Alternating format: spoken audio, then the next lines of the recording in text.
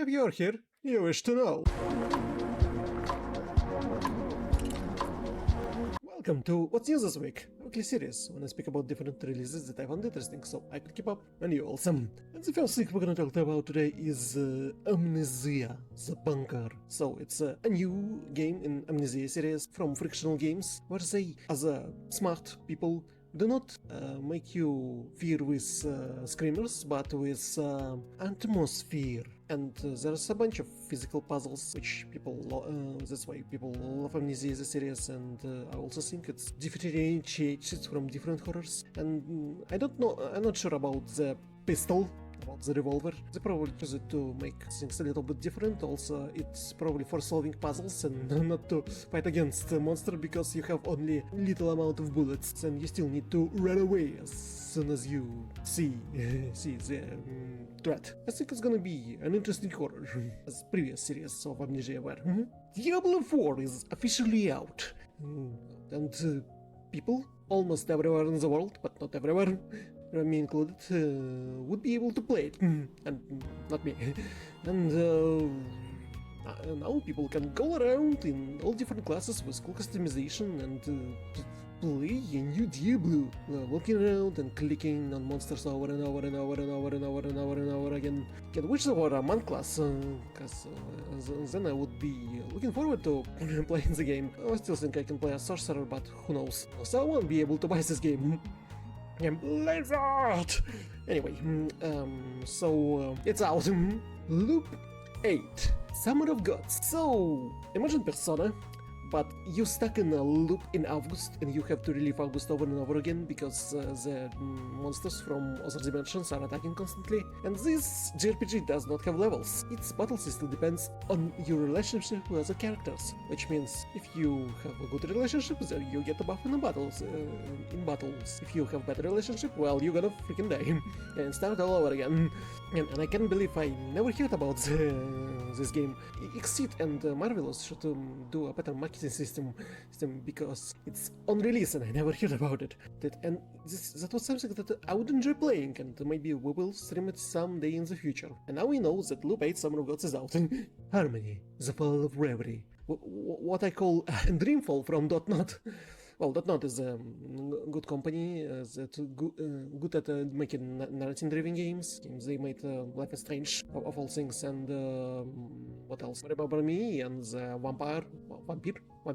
And in this one, you, as a character from technological world, will have to go to parallel world that's more fantasy-like, and you must gain the help from aspects, and depending on aspects of humanity, you will put humanity's future into motion according to what aspect you listen to and made friends with, which is quite interesting. And now you know this is out. Mask of Rose, another relationship-based game. Because you see, here in this visual novel from creators of Sunless Sky and Sunless Sea, which I didn't play because it was a ship simulator, in this one you have to solve a murder and also make a bunch of relationships of romantic character. So create your own character, choose what they're gonna wear, and have to make romantic interactions with different people and solve a murder at the same time in Fallen London. So also there should be some Lovecraftian horror, so I don't know, it should be at least an interesting game. I heard all good stuff about Southern Sea and Sunless Skies. We'll see. Nocturnal is a 2D platformer where it's important to have fire and light on you in order to fight the creatures, and it really reminds me of classic Prince of Persia when it was still 2D. And just look at it, it looks exactly like it, exactly like the old Prince of Persia's.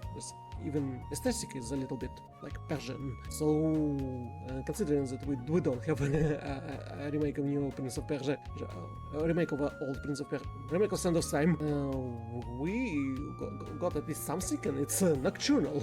Should be already out, or at least have a demo.